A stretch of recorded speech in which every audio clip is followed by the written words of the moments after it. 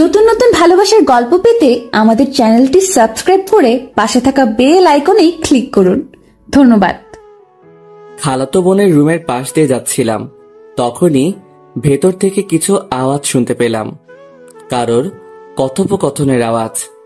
Please আমাকে ছেড়ে দাও, আজ আমার বিয়ে, আমি কিছুতেই তোমার সাথে ওইসব করতে পারবো না। কেউ দেখে ফেললে সমস্যা হবে। কেন? আগে যখন করতি তখন তো খুব ভালো লাগতো, এখন কি হলো? আজ আমার বিয়ে আর আমি চাই না তোমার জন্য কোনো সিন ক্রিয়েট হোক এখানে। ও, আমি সিন ক্রিয়েট করি? আচ্ছা, আমার কাছে যে ভিডিও ফুটেজ আর ছবিগুলো আছে ওইগুলো সবাইকে দেখিয়ে তোমার বিয়েটা ভেঙে দিই।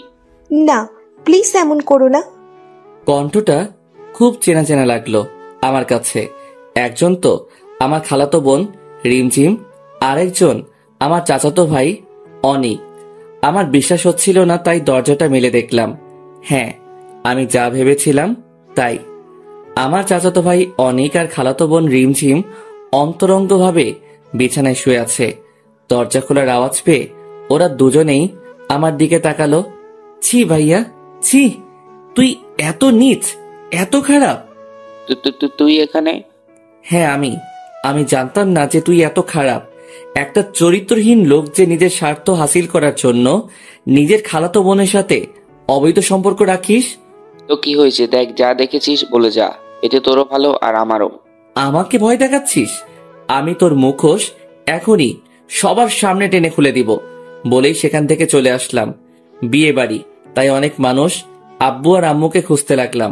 আব্বু কোনো এক কাজে বাইরে গেছে, তাই আম্মুকে খুঁজতে লাগলাম। আম্মুকে খালার সাথে দোতলায় দেখলাম। আম্মুকে ডাক দিলাম। কি রে, কি হয়েছে? এভাবে ডাকলি কেন? তোমাকে কিছু বলার আছে। বল তাড়াতাড়ি। আম্মুকে সবটা বললাম। আম্মু সবটা শুনে বিশ্বাস করতে চাইল না। পাশে যে খালা দাঁড়িয়েছিল সেটা খেয়াল করিনি, খালাও সবটা শুনে ফেলে। তুই প্রণাম করতে পারবি? পিছন থেকে হঠাৎ খালার কণ্ঠ শুনে চমকে উঠলাম। আরে খালা, তুমি কি প্রমাণ করতে বলছো? সেগুলো আমার মেয়ে আর অনেকের নামে বললি। খালা যখন শুনে ফেলেছো তখন প্রমাণ করাই যায়। আমি মাকে এবং খালাকে নিয়ে রিমঝিমের রুমে গেলাম। রুমে রিমঝিম বসেছিল, অনেক হয়তো চলে গেছে। কি রে, তোর নামে কি শুনলাম? এই কথা বলার সাথে সাথে রিমঝিম খালাকে জড়িয়ে ধরে কাঁদতে লাগলো। ভাবলাম হয়তো ভুল বুঝতে পেরে এমনটা করছে, কিন্তু ও অন্য কাজ করলো। আম্মু খালা সাব্বির আমাকে আম্মু খালা সাব্বির আমাকে। কি? সাব্বির তোকে কি? আমি বলছি। পিছন থেকে অনেক। চাচি, তোমার ছেলে সাব্বির রিমঝিমকে নষ্ট করতে চেয়েছিল, কিন্তু আমি তখন রুমের পাশ দিয়ে যাচ্ছিলাম এবং ওকে কোনো কিছু করার আগেই হাতে নাতে ধরে ফেলি। ও আমাকে হুমকি দেয় চলে যেতে। আমি না মানলে, ওর কথা তোমাদের বলে দিতে চাইলে ও বলে যে আমার আর রিমঝিমের নামে বানিয়ে বলবে। ওর মুখ থেকে এই কথাগুলো শুনে আমি যেন হা হয়ে গেলাম। আমি যে দোষ করিনি সেটা আমার ঘাড়ে দিব্যি চাপিয়ে দিচ্ছে। রিমঝিম, তুমি অন্তত মিথ্যা বলো না, সবটা সত্যি করে বলো। কি শুনতে চাও তুমি নিজের চরিত্রের ব্যাপারে? যা বলেছি সব সত্য। সবটা কেমন যেন ওলট পালট লাগতে শুরু করলো। বাংলা একটা প্রবাদ আছে না, যার জন্য করি চুরি সেই বলে চোর, সেই রকম। মা প্লিজ, ওদের কথা বিশ্বাস করো না, ওরা বানিয়ে বলছে। ঠাস ঠাস করে একের পর এক থাপ্পড় দিতে থাকে আম্মু আমার গালে। তোর কোনো কথা শুনতে চাই না আমি। স্বপ্নেও ভাবতে পারিনি এমন কিছু দেখব। থাপ্পড়ের চেয়ে মায়ের চোখের পানি আমাকে বেশি আহত করছে। তোর মতো ছেলে জন্ম দিয়ে আমি অনেক বড় পাপ করেছি। তোর মতো চরিত্রহীন ছেলে আমার থাকলে আমি বিষ খাইয়ে মেরে ফেলতাম। চোখ দিয়ে কেবল নীরব অশ্রু ঝরছে। এ কান্না অনেক কষ্টের। যে মা ছোটবেলা থেকে কোনো দিন আমার গায়ে হাত তোলেনি, সে আজ আমাকে মারল। আজ চরিত্রহীন উপাধি পেলাম। কি হয়েছে এখানে?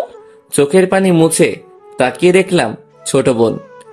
তুই এক্ষুনি আমার চোখের সামনে থেকে চলে যা, যা চলে যা, আর কোনোদিন আমার সামনে আসবি না। আসলে আমার মরা মুখ দেখবি। এই কথাটা না বলে যদি মা বুকে দুইটা গুলিও করত তবুও কষ্ট পেতাম না। রুম থেকে বেরিয়ে যেতে লাগলাম। যাওয়ার সময় মায়ের মুখটা শেষবারের মতো দেখে নিলাম, আর তার পিছনে দাঁড়িয়ে থাকা রিমঝিম আর অনিকের মুখে বিজয়ের হাসি দেখতে পেলাম। রুম থেকে বেরিয়ে আসলাম, কেউ আমাকে আটকালো না। বাড়ির সবাইকে ছোট বোন আমাকে আটকাতে বলল। অনেকে আটকাতে আসে, কিন্তু মা আমাকে আটকাতে নিষেধ করে। বাড়ির গেটের সামনে দাঁড়িয়ে আছি। হ্যাঁ, বাড়ি থেকে চলে এসেছি। কিন্তু সাথে কিছুই আনিনি। মাল্টি বিলিয়নিয়ারের ছেলে এক পোশাকে বেরিয়ে এসেছি। আমার 10টা গাড়ি, 24টা বাইক, কিছুই নেইনি সাথে। সাথে মাত্র 1010 টাকা আছে। কি করব, কোথায় যাব কিছুই জানি না। গার্লফ্রেন্ড তোমাকে ফোন দিলাম। হ্যালো তমা। হ্যাঁ বলো। কোথায় তুমি? কেন, বাড়িতে? আমাকে বাড়ি থেকে বের করে দিয়েছে মা। কেন, কখন? আমি সবটা খুলে বললাম তোমাকে। তোমাকে একেবারে বের করে দিয়েছে? হুম। তোমার টাকা, জায়গা, সম্পত্তি এসব? আমি এইসব কিছুই আনিনি সাথে। কি? তাহলে আমাকে ফোন দিয়েছো কেন? ভাবলাম এই সময় তোমাকে পাশে পাওয়া যাবে, আর একটু সাহায্য পাওয়া যাবে। টাকা ছাড়া কোনো কিছুই পাওয়া যায় না, আমাকে ভুলে যাও। তুমি কি আমার টাকাকে ভালোবাসো? হ্যাঁ, না হলে কি? আমাকে আর কোনো দিন ফোন দেওয়ার চেষ্টা করবে না। বাই। বাই বলেই ফোনটা কেটে দেয় তমা। ওর এমন ব্যবহারে অনেক কষ্ট পাই। টাকার জন্য সবাই ভালোবাসে, হায় রে দুনিয়া আর হায় রে ভালোবাসা। আমার টাকাকে ভালোবাসে বলে পাগলের মতো হাসতে থাকি আমি। রাস্তায় একটা যাত্রী ছাউনির নিচে বসে আছি আমি। বাইরে বৃষ্টি হচ্ছে। বারবার আমার মায়ের বলা কথাগুলো, রিমঝিম আর অনেকের নাটকীয় অপবাদ আর তোমার ব্যবহার, এগুলো মনে করছি বসে বসে। পকেটে এক প্যাকেট সিগারেট ছিল, একটা জ্বালিয়ে টানতে শুরু করলাম। আর কি করব তা ভাবতে থাকলাম। একবার ভাবলাম যে আত্মহত্যা করব, কারণ আমার কাছে এখন হারানোর মতো আর কিছুই নেই। আম্মু আমাকে বিশ্বাস করেনি, গার্লফ্রেন্ড ছেড়ে চলে গেল, আর হারালাম সবকিছু। কয়েকবার রোডে গেলাম গাড়ির নিচে আত্মহত্যা করার জন্য, কিন্তু পরক্ষণেই আবার ভাবলাম যে আমি মরবো কেন? আমি কি কোনো দোষ করেছি? আমাকে তো ফাঁসানো হয়েছে, আমার নামে মিথ্যা অপবাদ দেওয়া হয়েছে, আমার সবকিছু আমার থেকে কেড়ে নেওয়া হয়েছে। আমিও তাদের সবাইকে দেখিয়ে দিব যে আমি তাদেরকে ছাড়াও বাঁচতে পারি। আর বাকি রইল টাকা, সেটা কামাতে আর কতক্ষণ? সারা রাত যাত্রী ছাউনিতেই নির্ঘুম অভুক্ত সিগারেট টানতে টানতে কাটিয়ে দিলাম।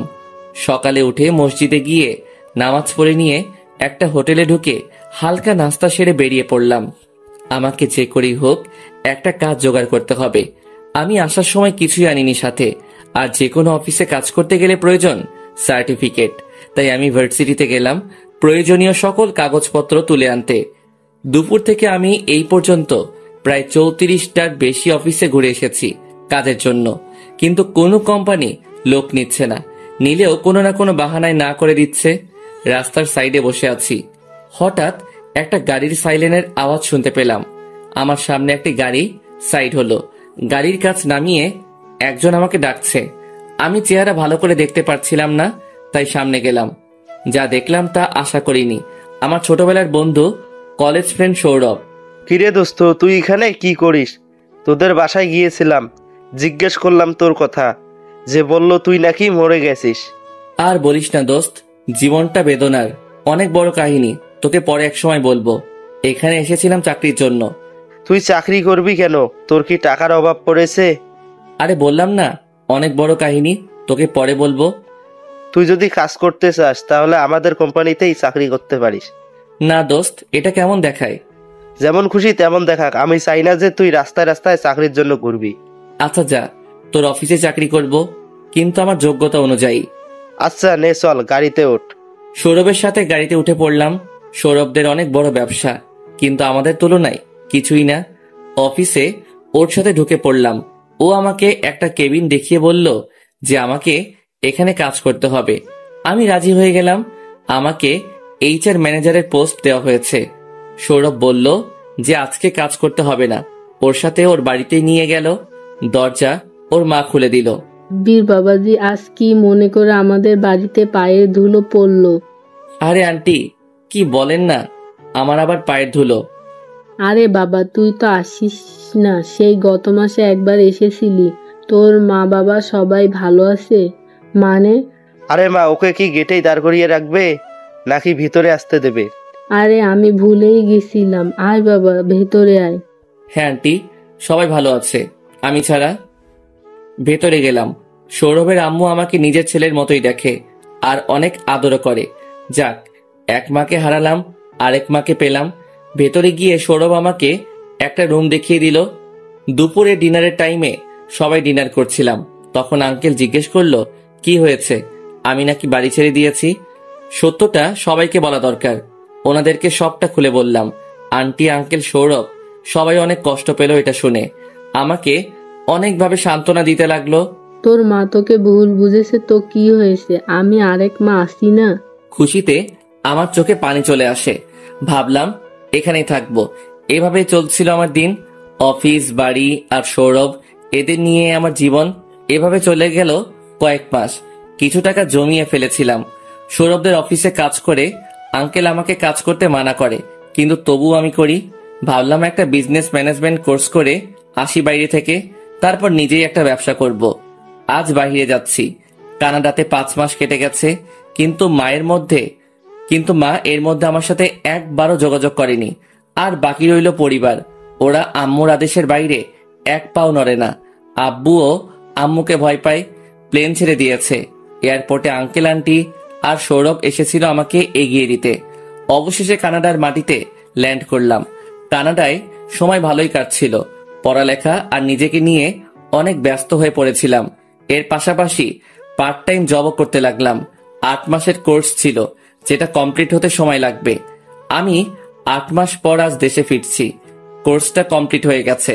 কাউকে জানাইনি যে আজ ফিরছি। সোজা সৌরভদের বাড়িতে গেলাম, কারণ আমার আপনজন বলতে এরাই আছে। কিন্তু গেটে তালা দেওয়া। দারোয়ানকে জিজ্ঞাসা করলাম। দারোয়ানের জবাব শুনে আমি অনেক বড় শকড হলাম। দারোয়ান বলল যে সৌরভদেরকে ব্যাংক এই বাড়ি থেকে বের করে দিয়েছে। আমি ভাবতে লাগলাম, কি এমন হলো যে সৌরভদেরকে বাড়ি ছাড়া হতে হলো। অফিসে গেলাম। অফিসের মালিক চেঞ্জ হয়ে গেছে, কিন্তু পুরনো অনেক স্টাফ আছে। ওদের জিজ্ঞেস করে জানতে পারলাম যে সৌরভরা ব্যবসায় অনেক বড় লস খায়, যেটা সামলাতে ব্যাংক থেকে লোন নেয়। পরে সেটা আর শোধ করতে পারে না। পরে ব্যাংক নিলাম ডেকে সবকিছু বিক্রি করে দেয়। এই জন্যই বোধহয় সৌরভের সাথে কয়েক মাস যাবত কথা হয় না। সবার কাছে ওদের ঠিকানা চাইলাম, কেউ দিতে পারলো না। সারা শহরে ওদের খুঁজতে লাগলাম। অবশেষে একটা জিনিস মনে পড়লো যে সৌরভের মায়ের নামে ঢাকাতে একটা ছোট্ট বাড়ি আছে। সেটাতে গিয়ে খুঁজলে হয়তো পাওয়া যাবে। যেই কথা সেই কাজ, ওদেরকে সেখানে খুঁজতে গেলাম এবং পেয়েও গেলাম। বাড়িটা অনেক বড় না, 3 কামরার বাড়িটা, অনেক পুরনো। দরজা নক করতেই আন্টি দরজা খুলে দিলেন। আন্টিকে দেখে অনেক আনন্দ হলেও খুশি হতে পারলাম না। আন্টি আর আগের মতো নেই, শুকিয়ে গেছে। চোখের নিচে কালো দাগ পড়ে গেছে। আরে বাবা, তুই কবে ফিরলি? এতদিনে আমাদের কথা মনে পড়লো। আর বলো না আন্টি, আগে বলো যে তুমি কেমন আছো। এই তো বাবা, যেমন দেখছিস তেমনই। তোমাদের এই অবস্থা কেন? আর বলিস না বাবা, বিজনেসে লস খেয়ে আজ এই দশা। আন্টি আমাকে ভেতরে নিয়ে গেল। ভেতরে গেলাম। আন্টি, সৌরভ আর আঙ্কেলকে তো দেখতে পাচ্ছি না। ওরা কোথায়? বাড়িতে বসে থাকলে তো আর পেট চলবে না। তোর আঙ্কেলের তো আর এখন কিছুই নেই, তাই সে এখানে একটা অফিসে পিয়ন পোস্টে চাকরি করে। কি? আঙ্কেল পিয়ন পোস্টে চাকরি করে? এত বড় কোম্পানির সিইও এখন পিয়ন? আন্টি, আমার মানতে অনেক কষ্ট হচ্ছে। কি করার আছে বল। আর সৌরভটা চাকরি খোঁজে, সারাদিন ঘোরে।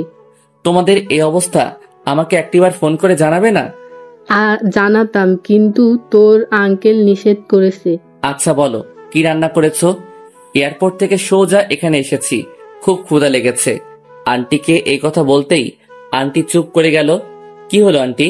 বাবা, মাস শেষ, তোর আঙ্কেলের এখনো বেতন পায়নি, ঘরে একটা বাজারও নেই। তোর কাছে বলতেই আমার লজ্জায় মাথা কাটা যাচ্ছে। আন্টি, আমি কিন্তু এখন চলে যাব। কেন বাবা যাবি কেন? থাক, আমার কথায় কিছু মনে করিস না।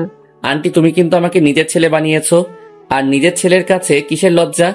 আমি যতদিন আছি সব আমি সামলে নিব। এরপর ব্যাগটা রেখে একটা টি শার্ট পরে নিলাম আর কিছু টাকা নিয়ে নিলাম। কোথায় যাচ্ছিস? তুমি অপেক্ষা করো, আমি আসছি। এ কথা বলেই বেরিয়ে পড়লাম। উদ্দেশ্য হলো বাজারে যাওয়া। বাজারে গিয়ে 5 কেজি বড় মাছ কিনলাম, 2 কেজি চিংড়ি মাছ আর 5 কেজি গরুর মাংস আর 6টা মুরগি কিনে নিলাম। আর মাসিক যা বাজার লাগে সব কিনে একটা ভ্যানে করে নিয়ে বাড়ির উদ্দেশ্যে রওনা হলাম। বাড়িতে পৌঁছে কলিং বেল চাপলাম। কিরে, কোথায় চলে গেছিলি? আর বলো না, সামান্য কিছু কেনাকাটা করতে। এই কথাটা বলেই আমি সরে দাঁড়ালাম। ভ্যানওয়ালা ভাই সব ভেতরে নিয়ে যাচ্ছে। কিরে বাবা, এত বাজার কেন? আমার বাড়ি, আমি বাজার করব, তুমি বলার কে? তাই বলে এত? আন্টি তোমরা কি খাও না খাও সব আমি জানি। আমার এই সামান্য বাজার দেখে বলছো এত বাজার? ভ্যানওয়ালা বাজার নামিয়ে দিয়ে চলে যায়। আমি গোসল করে বসে বসে টিভি দেখছি আর আন্টি রান্না করছে। আন্টি, হ্যাঁ বাবা, রান্নাঘর থেকে। আঙ্কেল আর সৌরভ আসলে বলো না আমি এসেছি, ওদের সারপ্রাইজ দিব। ওকে বাবা। একটু পরে আঙ্কেল আর সৌরভ আসে। আর বলো না, অফিস থেকে ফেরার পথে দেখি গাড়ি মুছার কাজ করছে। আমার ছেলে নাকি গাড়ি মুছবে, তাও আবার আমি বেঁচে থাকতে। মা, কিছু আছে খাবার মতন? খুব ক্ষুধা লেগেছে। আমি দরজার আড়াল থেকে সবটা দেখছি। সৌরভের অবস্থা আর আঙ্কেলের অবস্থা দেখে চোখ থেকে কয়েক ফোঁটা পানি বেরিয়ে আসলো।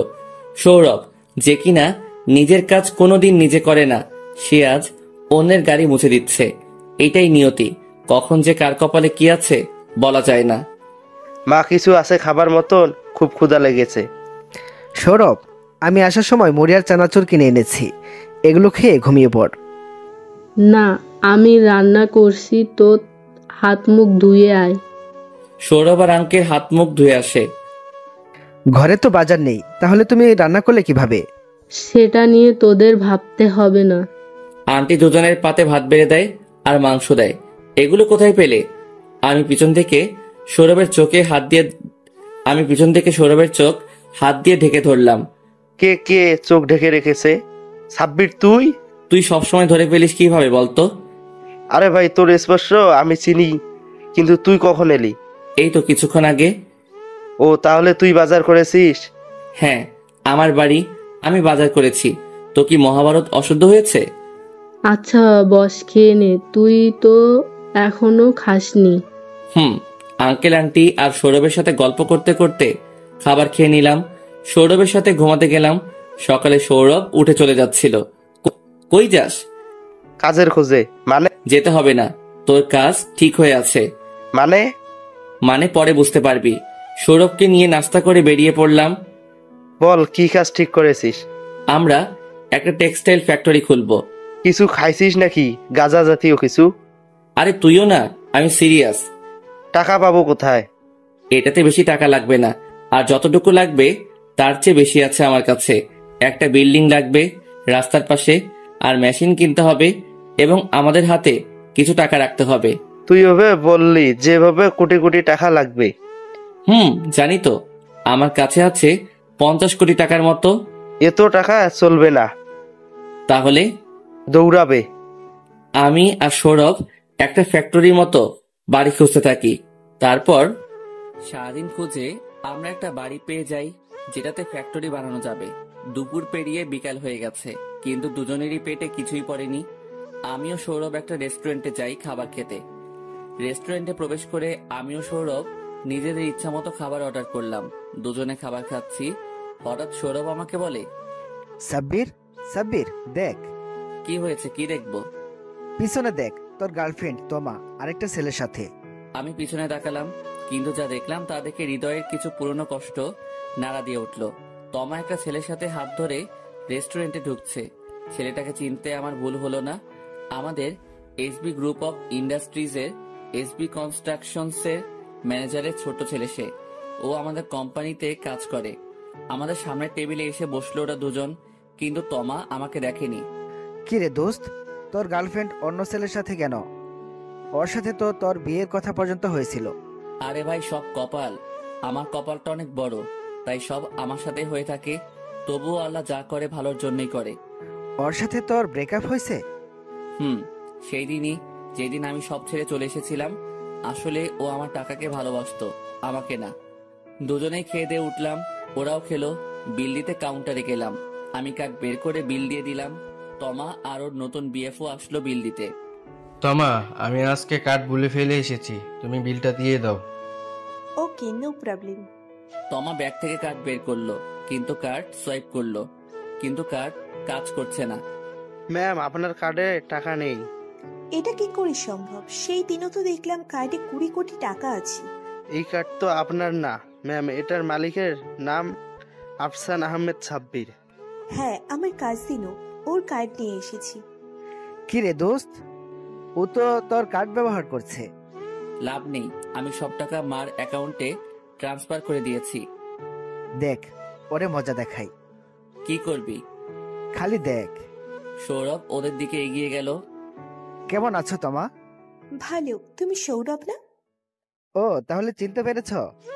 আচ্ছা, একটা কথা বলবা, সাব্বির তোমার কোন জন্মের কাজিন যে ওর কার্ড ব্যবহার করছো? তোমা কি বলবে ভেবে পাচ্ছে না। আসলেই তো কি বলবে। ম্যানেজার সন্দেহজনক দৃষ্টি নিয়ে তোমার দিকে চেয়ে আছে। মানে আমি তো ওইটা বলি নাই। ম্যাম, আপনি কি কার্ড চুরি করে এনেছেন? যদি করে থাকেন তাহলে আমি এক্ষুনি পুলিশ ডাকবো। আরে কি বলছেন কি? আমি চুরি করতে যাব কেন? আমাকে দেখে কি চোর মনে হয়? তাহলে অন্য একজনের কার্ড ব্যবহার করছেন কেন? কার্ডে টাকা নেই, আবার বলছেন কাজিন, এখন বলছেন না। আসলে হয়েছে কি, আমি দূর থেকে সব দেখছিলাম আর অনেক মজা লাগছিল। দেখি কি হয় শেষ পর্যন্ত। তমা ওর বফের দিকে করুণ দৃষ্টিতে তাকায়। সে কাকে যেন ফোন দিয়ে বিকাশে টাকা এনে দেয়। তমা হোটেলের বাইরে আসে আর ম্যানেজারকে অনেক কিছু বুঝিয়ে সৌরভ কথা পেঁচাচ্ছে আর তমা খালি ফেসে যাচ্ছে। হোটেলের সবাই তমাকে চোর ভেবেছে। বাইরে বেরিয়ে, ওই ছোট লোকের বাচ্চা, আজকে সবার সামনে অপমানিত হলাম।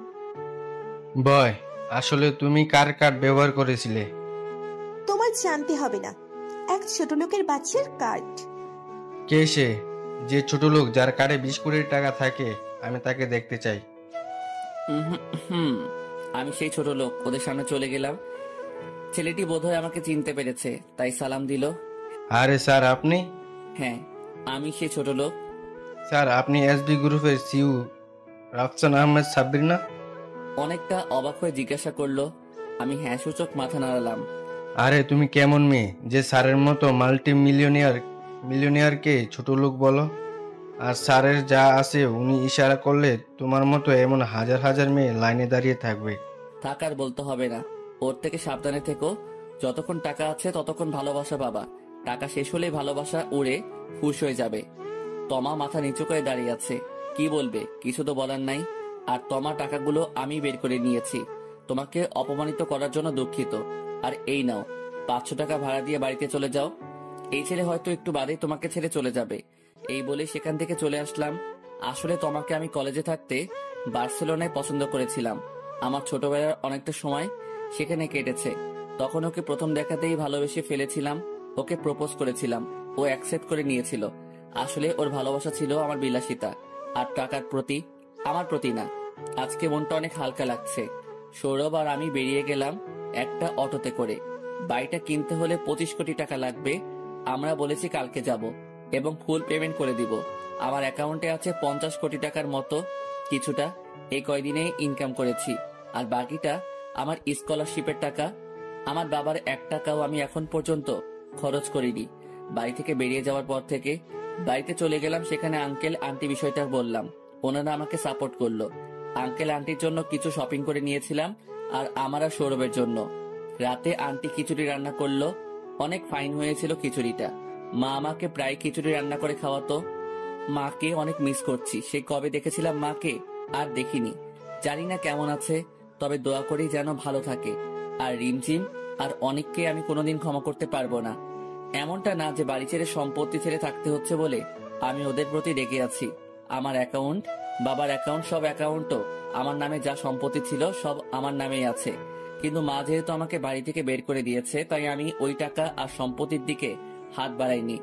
ওদের প্রতি আমার রাগ, কারণ ওরা আমাকে মায়ের নজরে খারাপ বানিয়েছে। আর ওদের জন্যই আমি এতদিন মায়ের আর বাবার স্নেহ থেকে বঞ্চিত। কিন্তু একটা কষ্ট আমার বুকে মরে গেলেও থাকবে, যে মা করে আমাকে ভুল বুঝলো। এসব ভাবতে ভাবতে কখন ঘুমিয়ে গেছে মনে নেই। সকালে ঘুম থেকে উঠলাম আন্টির ডাকে। আজ দিনটা স্পেশাল, কারণ আজ আবার নতুন ব্যবসার জন্য বিল্ডিং ক্রয় করতে যাব। আন্টির হাতের পরোটা আর আলুর তরকারি দিয়ে নাস্তা করলাম। সৌরভ আর আমি নাস্তা শেষে আন্টির রুমে গেলাম। আন্টি, আসবো? হ্যাঁ বাবাই, জিজ্ঞেস করার কি আছে? আন্টির কাছে গেলাম, গিয়ে ওনার পায়ে সালাম করলাম। আরে আরে, পা ছুচ্ছিস কেন? কেন, আমি তোমার পা ছুঁয়ে দোয়া চাইতে পারি না? আরে বাবা, এই জন্য সালাম করতে হবে? আন্টি, তোমাকে আমি মায়ের সম্মান দিয়েছি। তোমাকে আমি মা ভাবি, তাই তোমাকে মা ভেবে সালামটা করলাম। আরে বোকা, আমার দোয়া সবসময় তোদের সাথে আছে। তোরা অনেক দূর যাবি, আমি দোয়া করলাম। এই নে 50 টাকা রাখ। আমার কাছে টাকা আছে তো, টাকা লাগবে না। 50 টাকা বলে নিচ্ছিস না? আরে আন্টি, তুমি তো জানো আমার কাছে টাকা আছে, তাও কেন দিচ্ছ? আর টাকাটা বড় কথা না। যদি থাকতো তাহলে তোর বিজনেসের জন্য যত টাকা লাগতো আমরা দিতাম। কথাগুলো শুনে চোখ দিয়ে পানি বেরিয়ে এলো। আসলে এই দুনিয়ায় কেউ আপনজনদেরই ঠিক মতো কদর করে না। রক্তের সম্পর্ক থাকলেও কেউ এত ভালোবাসে না। বেরিয়ে পড়লাম রাস্তায়, উদ্দেশ্য ব্যাংক। ব্যাংক থেকে টাকা তুলে তারপর বাড়ির মালিকের থেকে বাড়িটা কিনতে হবে। ব্যাংকে পৌঁছে টাকা তুললাম 38 কোটি। এই টাকাই দাবি করেছে বাড়ির মালিক। আর বাড়িটা মানে যে প্রপার্টিটা আমরা কিনবো সেটা ইন্ডাস্ট্রিয়াল কাজের জন্য একেবারে পারফেক্ট। আর অনেকটা জায়গা জুড়ে আমরা চাইলে পরে নতুন বিল্ডিং করে ফ্যাক্টরিও বানাতে পারবো। উনি আমাদের ওনার বাড়িতে যেতে বলেছেন। ওনার বাড়িটা শহর থেকে অনেক ভেতরে, অনেক নিরিবিলি, রাস্তা দিয়ে যেতে হচ্ছে। তার উপরে এতগুলো টাকা। সিএনজি দিয়ে যাচ্ছিলাম, কিন্তু হঠাৎ সিএনজিওয়ালা গাড়ি থামিয়ে দিল। আর কিছু লোক ছুরি ও বন্দুক নিয়ে আমাদেরকে ঘিরে ধরলো। এই ভাই, আপনি এখানে গাড়ি থামালেন কেন? আর ওনারাই বা কারা? তোর প্রশ্নের কোনো জবাব দিতে পারবো না। সেই ব্যাংক থেকে তোকে ফলো করছি। তোর ব্যাগ দেখে মনে হচ্ছে কোটি টাকার মতো আছে, তাই এখানে নিয়ে আসলাম। ভাই, দয়া করে এমন করবেন না। অনেক কষ্টের টাকা, একটা কাজের জন্য নিয়ে যাচ্ছি, এমন করবেন না ভাই। কান্নাকাটি করে লাভ নাই। আমি তোর কোনো জন্মের ভাই লাগি না, তাই আমার কাছে আগতি মিনতি করে কোনো লাভ নেই। আমাদের বন্দুক দেখে গাড়ি থেকে নামালো ওরা। মনে হচ্ছে ছিনতাইকারী। গাড়ি থেকে নামিয়ে ওরা টাকার ব্যাগটা কেড়ে নিল। এতগুলো বন্দুক আর ছুরির সামনে আমাদের হিরোগিরি চলবে না। আমরা কোনো সিনেমার হিরো না যে ঢিসুম ঢিসুম ফাইট করব। ওরা আমাদের নামিয়ে বেঁধে ফেলে চলে গেল টাকা নিয়ে। আসলে অভাগা যেদিকে চায় সাগর শুকিয়ে যায়, সে অবস্থায় আমাদের। একে তো এত কষ্ট, দুঃখের মাঝে একটা স্বপ্ন দেখতে শুরু করেছিলাম, সেটাও মুহূর্তে শেষ হয়ে গেল। রাস্তায় ঘন্টাখানেক পড়েছিলাম, পড়ানোর চেষ্টায় বাঁধন খুলতে সফল হলাম। রাস্তায় বসে বসে ভাবছিলাম কি করা যায়। চোখ দিয়ে টপ টপ করে পানি ঝরছিল। সৌরভ কান্না করছিল বাচ্চাদের মতো।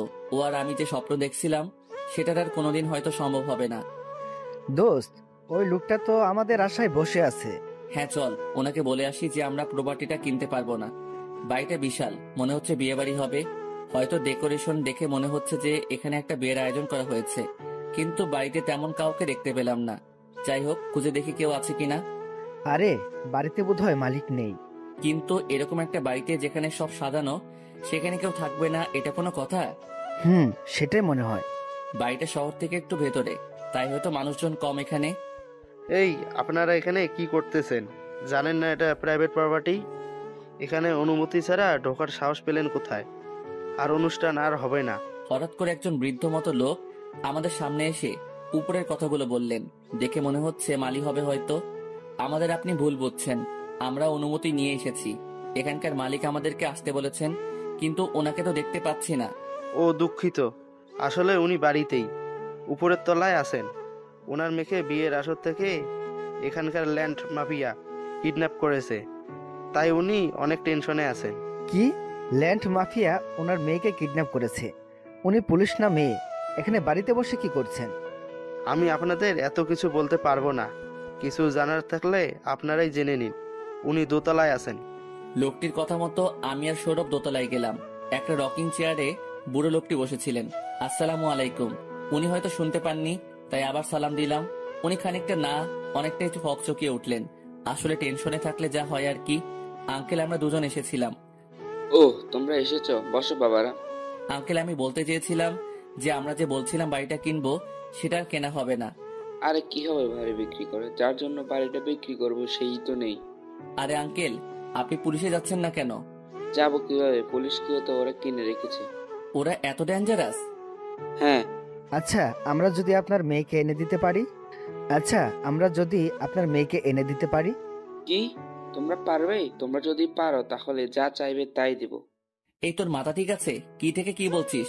আমি সাব্বিরকে সাইডে টেনে নিয়ে বললাম। তো কি হয়েছে? চেষ্টা করলে বা ক্ষতি কি? তুই জানিস না ওরা কত বড় মাফিয়া? দেখা যাবে। আচ্ছা আঙ্কেল, আপনার মেয়ের একটা ছবি আর ওই মাফিয়ার কিছু ডিটেলস চাই, তাহলেই হবে। হ্যাঁ, অবশ্যই। বলেই উনি ওনার মোবাইলটা ঘাঁটতে লাগলেন, কিন্তু ওনার চোখে মুখে একটা আলাদা খুশি খুশি ভাব দেখতে পেলাম।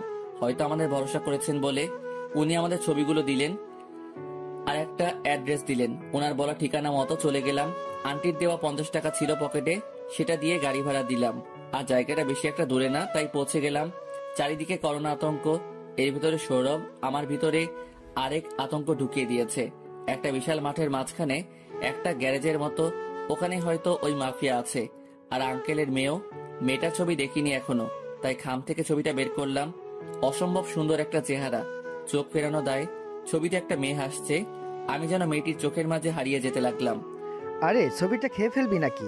আমার হুঁশ নেই, কোনো কথাই কানে যাচ্ছে না। আরে আমি কিছু বলছি, কানে যাচ্ছে তোর? বলে আমাকে একটা ধাক্কা দিল। হ্যাঁ হ্যাঁ বল, কি হয়েছে? ষাঁড়ের মতো চেঁচাচ্ছিস কেন? তুই কি ছবিটার ভিতরে ঢুকে যাবি নাকি? আরে এমনি। মনে হয় মেয়েটাকে পছন্দ হয়েছে। আরে তুই কি ঘটক নাকি, বিয়ে করিয়ে দিবি? তাহলে তোর পছন্দ হয়েছে? মানে না। আচ্ছা বাদ দে, বল মেয়েটাকে কিভাবে উদ্ধার করা যায় কোনো মারামারি ছাড়া? আমি কি জানি, তুই ভাব। আচ্ছা, পাশে একটা পুরনো হাসপাতাল না? কিন্তু দেখে মনে হচ্ছে। বন্ধু তুই কি করবি? দেখ কি করি। হাসপাতালের পিছন দিয়ে ঢুকে পড়লাম ভেতরে। কিছু পুরনো জিনিস পেলাম, মাথায় একটা বুদ্ধি আসলো। সৌরভকে বললাম ডাক্তারদের মতো সাজতে। ও আমার কথা মতো ডাক্তার সাজলো, মানে একেবারে পিপিই এর ড্রেস পরে নিলাম, সাথে সার্জিক্যাল মাস্কও। কি করবি সেটা বল। আঙ্কেলকে ফোন দিয়ে বল একটা অ্যাম্বুলেন্স পাঠাতে। সৌরভ আমার কথা মতো ফোন দিয়ে বলল মিনিট 20-এর ভেতরে অ্যাম্বুলেন্স চলে আসলো। আমি ওকে পুরোটা প্ল্যান বুঝিয়ে দিলাম। তোর মাথায় এত বুদ্ধি কোথায় রাখিস? সব বাঙালি চিপা বুদ্ধি। একটা স্ট্রেচার নিয়ে ভেতরে ঢুকে পড়লাম। অ্যাম্বুলেন্সের আওয়াজ শুনে 2জন লোক বেরিয়ে আসলো। করোনা রোগী নিতে এসেছি, করোনা হাসপাতাল থেকে, সাইড দিন বলেই লোকটা ভয় ঢুক গিল। আমি আর সৌরভ ভেতরে ঢুকলাম। বোধহয় ডন মহাশয় এখানে নেই, চেলাপেলাতে রেখে গেছে। সবাই শুনুন আপনারা, সবাই হাসপাতালে যান। এই মেয়েটি করোনা পজিটিভ হয়েছে, তাই একে নিতে এসেছি। আর এর সংস্পর্শে যদি কেউ এসে থাকেন তাহলে দ্রুত নিকটস্থ হাসপাতালে যান। এই কথা বলার সাথে সাথে কয়েকজন অজ্ঞান হয়ে পড়ে গেল, আর মেয়েটিও অজ্ঞান হয়ে গেল। এই সুযোগে ওদের আরো ভয় পাইয়ে দিতে হবে, তাই আমি আরো ভয় দেখাতে লাগলাম। কয়েকজন দ্রুত বেরিয়ে গেল, হয়তো হাসপাতালের উদ্দেশ্যে, আর বাকিরা হাই হুতাশ করছে। আমি আর সৌরভ মেয়েটিকে স্ট্রেচারে শুইয়ে দিয়ে নিয়ে বেরিয়ে আসলাম। অ্যাম্বুলেন্সে উঠিয়ে দ্রুত ড্রাইভারকে গাড়ি চালাতে বললাম। আর এদিকে আমরা লুঙ্গি ড্যান্স করছি, সবাইকে বোকা বানাতে পেরে। একটু বাদে মেয়েটির জ্ঞান ফিরল। মেয়েটি আমাদের পিপিইতে দেখে ভূত ভেবে চিৎকার করলো, ওরে খোদা, মোরা ভূত না মানুষ। মাস্ক খুলে কথাটি বললাম। মেয়েটি শান্ত হলো আমার কথা শুনে। কিন্তু আমি অ্যাম্বুলেন্সে কেন? সত্যি কি আমার করোনা হয়েছে? আমি কি বলবো জানি না, মেয়েটির দিকে তাকিয়ে আছি এক নজরে। আরে না, ওইটা তো আমাদের, সরি। এই যে সাব্বিরের চেপা বুদ্ধি, আপনাকে ওখান থেকে বের করে আনার জন্য। মানে বিনা রক্তপাতে শত্রুদের অজ্ঞান করার নিনজা টেকনিক। মেয়েটি সৌরভের কথা শুনে খিক খিক করে হাসতে লাগলো। ওর হাসি দেখে আমি ঘায়েল, এরকম সুন্দর করে কেউ হাসতে পারে আজ জানলাম। এই যে মিস্টার, আপনি এভাবে চেয়ে আছেন কেন? কিছু বলবেন নাকি বোবা? মানে হচ্ছে আসলে। থাক, তোকে আর বলতে হবে না, আমি বলছি। আসলে ও একটু লাজুক তো, তাই কথা কম বলে। ও আচ্ছা, তো আপনারা আমাকে বাঁচালেন কেন? সৌরভ ওকে বলল কিভাবে ওর বাবার কথা শুনে আমরা এসেছি সেটা। এর মধ্যে আমরা মেয়েটির বাড়িতে চলে এসেছি। অ্যাম্বুলেন্সটা সোজা বাড়িতে ঢুকে গেল। আমরা মেয়েটিকে নিয়ে ওর বাবার কাছে গেলাম। মেয়েটির বাবা হয়তো নিজের চোখকে বিশ্বাস করতে পারছে না, আর আমাদের অক্ষত দেখে তো আরো অবাক হচ্ছেন। যেখানে পুলিশ সহ কেউ কিছু করতে পারলো না, সেখানে দুটি সাধারণ ছেলে কিভাবে এই অসাধ্য সাধন করলো সেটা ভাবছেন হয়তো। মা তুই এসেছিস, আমি তো ভেবেছিলাম তোমাকে হারিয়ে ফেলেছি। আব্বু, তোমার লোকেরা যে এত বুদ্ধিমান সেটা নিজের চোখে না দেখলে বিশ্বাস করব না। তো ইয়াংম্যান, তোমরা কিভাবে ওকে আনলে? সৌরভ সবটা বলল ওনাকে। সবটা বলার পর উনি মাটিতে গড়াগড়ি খাচ্ছেন হাসতে হাসতে। একটু আগে যার মুখে কোনো হাসির চিহ্ন ছিল না, সে এখন হাসতে হাসতে মাটিতে গড়াগড়ি খাচ্ছে। তোমার বন্ধুর প্রশংসা করতে হবে, তো বলো এর বিনিময়ে তোমরা কি চাও? তোমরা যা চাবে তাই দিব। বেশি কিছু না আপনার। সৌরভ হয়তো কিছু বলতে চাইছিল, কিন্তু ওকে থামিয়ে দিয়ে আমি বলতে লাগলাম, আঙ্কেল আমাদের কিছুই লাগবে না, আপনার মেয়ের জীবন বাঁচাতে পেরেছি, এটাই আমাদের অনেক বড় পাওয়া। এর থেকে বেশি কি চাওয়া থাকতে পারে? আর আপনার কাছে কিছু চেয়ে আমরা এর বিনিময় করতে পারবো না। মেয়েটি সহ ওর বাবা আমার দিকে ক্যাবলা কান্তের মতো চেয়ে আছে। এরকম হওয়াটাই স্বাভাবিক, কেননা এরকম ধনীর মেয়ের জীবনের বিনিময়ে যে কেউ অনেক বড় কিছু চাইবে। কিন্তু সেখানে আমার এরকম উত্তর শুনে ওনারা হয়তো অবাক হয়েছেন। এটা কি করে হয়? তোমরা আমার মেয়ের জীবন বাঁচালে আর কিছু নিবা না? আঙ্কেল, চাওয়ার মতো অনেক কিছুই আছে, কিন্তু একটা জিনিস যেটা আপনার এত সম্পত্তি থাকা সত্ত্বেও আপনার মুখ কিছুক্ষণ আগে হাসি ছিল না, আমাদের জন্য আপনার মুখ এখন হাসি আছে, এটাই অনেক বড় পাওয়া। আমরা কারোর সুখের কারণ হতে পেরে। বেশি কিছু না আপনার। সৌরভ হয়তো কিছু বলতে চাইছিল, কিন্তু ওকে থামিয়ে দিয়ে আমি বলতে লাগলাম, আঙ্কেল, আমাদের কিছুই লাগবে না। আপনার মেয়ের জীবন বাঁচাতে পেরেছি, এটাই আমাদের অনেক বড় পাওয়া। এর থেকে বেশি কি চাওয়া থাকতে পারে? আর আপনার কাছে কিছু চেয়ে আমরা এর বিনিময় করতে পারবো না। মেয়েটি সহ ওর বাবা আমার দিকে ক্যাবলা কান্তের মতো চেয়ে আছে। এরকম হওয়াটাই স্বাভাবিক, কেননা এরকম ধনীর মেয়ের জীবনের বিনিময়ে যে কেউ অনেক বড় কিছু চাইবে। কিন্তু সেখানে আমার এরকম উত্তর শুনে ওনারা হয়তো অবাক হয়েছেন। এটা কি করে হয়? তোমরা আমার মেয়ের জীবন বাঁচালে আর কিছু নিবা না? আঙ্কেল, চাওয়ার মতো অনেক কিছুই আছে, কিন্তু একটা জিনিস যেটা আপনার এত সম্পত্তি থাকা সত্ত্বেও আপনার মুখ কিছুক্ষণ আগে হাসি ছিল না, আমাদের জন্য আপনার মুখ এখন হাসি আছে, এটাই অনেক বড় পাওয়া। আমরা কারোর সুখের কারণ হতে পেরেছি, এটাই অনেক। আচ্ছা আঙ্কেল, আমরা তাহলে এখন আসি। না, এটা কি করে হয়? তোমরা কিছু নিবা না, অন্তত আমার মেয়ের বিয়ের দাওয়াতটা তো গ্রহণ করো। সৌরভ হয়তো আমার প্রতি রেগে আছে, এটাই স্বাভাবিক। আমি হ্যাঁ বলে দিলাম। ওনাদের মুখে হাসি দেখতে পেলাম। একটু পরে বাড়িটা আবার সবার সমাগমে গম গম করতে লাগলো। সন্ধ্যা হয়ে এসেছে। আমি আর সৌরভ আঙ্কেলকে হেল্প করছি বিভিন্ন কাজে। একটু পরে কয়েকটা গাড়ি ঢুকলো বাড়িতে। গাড়িগুলো চেনা চেনা লাগলো। এর মধ্যে আমার বাড়ির কিছু গাড়ি দেখতে পেলাম। হয়তো ওনাদের কেউ নিমন্ত্রণ করা হয়েছে। এটা আমার জন্য সুবিধাজনক না, কারণ আমি চাই না যে ওনারা কেউ, বিশেষ করে আমার মা, খালা, এনারা কেউ আমাকে দেখুক। আমি সৌরভকে সবটা বললাম। সৌরভ আমাকে নিয়ে চলে যেতে চাইলো। আমি ওর সাথে বেরিয়ে যেতে চাইলাম, কিন্তু পারলাম না। আঙ্কেল দেখে ফেললো আর আমাকে কাজে ব্যস্ত করে দিল। এখন যেতে চাইলেও পারছি না। গাড়িগুলো সব কয়েকটা বিশাল বাগানের একপাশে পার্কিং করা হলো, আর গাড়ি থেকে একে একে সবাই বেরিয়ে এলো। খালা, মা, বাবা, চাচা সবাইকে দেখতে পেলাম। অনেকা রিমঝিমকে ছাড়া আর বরবেশে চেহারা ফুল দিয়ে ঢাকা একটা ছেলেকে দেখতে পেলাম। সেটাকে আমি জানি না। সবাই প্যান্ডেলের দিকে এগিয়ে গেলে আঙ্কেল ওনাদেরকে বরণ করে নিলেন। আমি সাইডে থেকে সবটা দেখছিলাম। মাকে দেখতে পেলাম। অনেকদিন পর সাথে বাবাকেও। মাকে দেখে চোখের পানি আর বাদ মানল না, টপ টপ করে ঝরতে লাগলো। আসলে বুকে জমা সব অভিমান ঝরে পড়ছে। সৌরভ আমাকে আবার চলে যেতে বলল, কিন্তু আমি ওকে না করলাম। এখানে থাকলে তো আন্টি আঙ্কেল তোকে দেখে ফেলবে। দেখবে না বলে মুখে রুমাল বেঁধে নিলাম মাস্কের মতো করে। এতে কেউ সন্দেহ করবে না, কারণ চারিদিকে করোনা ভাইরাস। সৌরভও একই জিনিস করলো।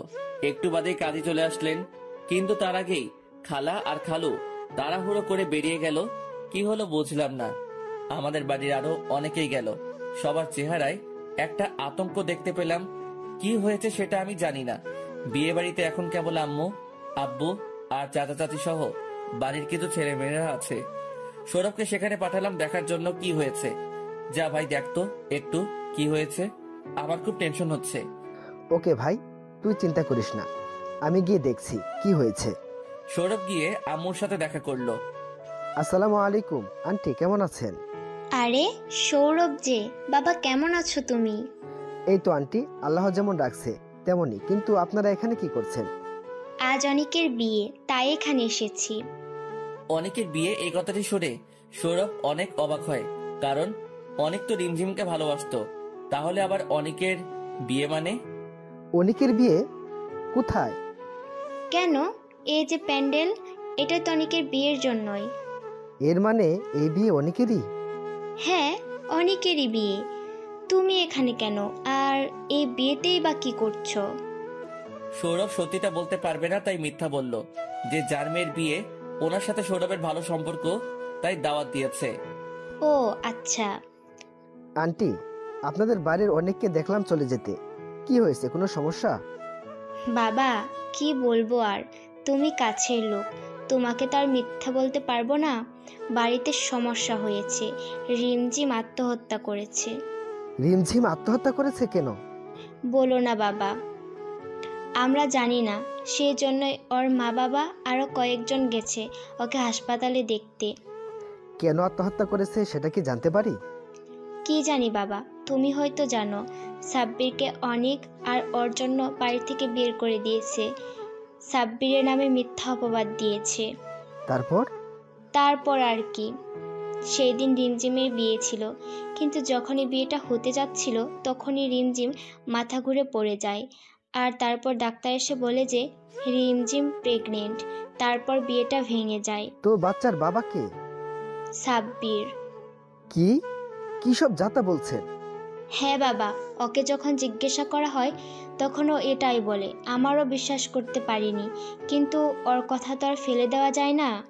আন্টি হয়তো অনেক বড় ভুল করেছেন, আমি জানি না, তবে সাব্বিরের জন্য আমাদের মাথা কাটা গেছে, আর মান সম্মান যা ছিল সব চলে গেছে। ওকে আমি কোনোদিন ক্ষমা করতে পারবো না। জানি না কি পাপ করেছিলাম যে ওর মতো সন্তান পেটে ধরেছিলাম। আগে জানলে বিষ খাইয়ে মেরে ফেলতাম। সৌরভ হঠাৎ করে হা হা করে হাসতে থাকে অনেক জোরে। কি হয়েছে সৌরভ, তুমি হাসছো কেন? এমনি আন্টি, আমি আসছি, ভালো থাকবেন। আল্লাহ সবাইকে ভালো রাখুক। অনেক রিমঝিম সবাইকে। মানে কিছু না। এই কথা বলেই সৌরভ চলে আসে। একটু সামনে আসতে দেখতে পাই আমি দাঁড়িয়ে আছি। এমন দূরত্বে দাঁড়িয়ে আছি যেখান থেকে সবটা শোনা যায়। দোস্ত, আসলে হয়েছে কি? থাক আর বলতে হবে না, যা যা বলেছে সব শুনেছি। আর আজ থেকে আমি এতিম, তুই আন্টি আঙ্কেল ছাড়া কেউ নেই, সবাইকে ঘৃণা করি আমি। দেখ দোস্ত, তোর জায়গায় থাকলে এতক্ষণ আমি বেঁচে থাকতাম কিনা তাও জানি না। তবে একটা কথা বলি, তুই হার মানিস না কখনো। আল্লাহ তোর পরীক্ষা নিচ্ছেন। নিশ্চয় তোর জন্য ভবিষ্যতে ভালো কিছু আছে। আমি সৌরভের কথায় মাথা নাড়ালাম। হয়তো ও যা বলেছে সেটাই ঠিক। মার মুখে আমার নামে বলা কথাগুলো তখন থেকেই আমার কানে বাড়ি খাচ্ছে। কিভাবে একজন মা তার সন্তানকে নিয়ে এরকম বলতে পারে? আমি তো কোনো দোষ করিনি, তাহলে কেন এমন ব্যবহার আমি বারবার পেয়ে যাচ্ছি? যেই মা আমাকে পেটে ধরে নিজের গর্ভকে কলঙ্ক দিচ্ছে, সেই একদিন আমাকে নিয়ে গর্ব করবে। আর বাকি রইল রিমঝিম আর অনেক, ওদের ব্যবস্থা আল্লাহ তাআলা করবেন। ওরা একটা নিষ্পাপ ছেলের গায়ে কলঙ্কের তীর মেরেছে, যেটার বিষক্রিয়ায় ওরাই ঘায়েল হবে। বিয়ের সময় হয়ে এসেছে। কাজী সাহেব অনেকক্ষণ ধরে অপেক্ষা করছেন। অনেকের স্বাক্ষর নেওয়া হয়ে গেছে, এখন মেয়েটি স্বাক্ষর নিতে যাবে। কাজী সাহেব, মেয়েটি স্বাক্ষর নেওয়া হচ্ছে মানে মেয়েটিকে দিয়ে কবুল বলানো হচ্ছে। কি আজব, তাই না? একটা ছেলে একটা নয়, বরং অনেক মেয়ের জীবন নিয়ে খেলা করার পরেও সোনার ছেলে হয়ে ঘুরে বেড়াচ্ছে। আর এদিকে আমি কিছু না করেই অপরাধীর মতো সাজা ভোগ করছি। মেয়েটি স্বাক্ষর করতে যাবে, ঠিক তখনই আম্মু এসে সবাইকে থামতে বলল।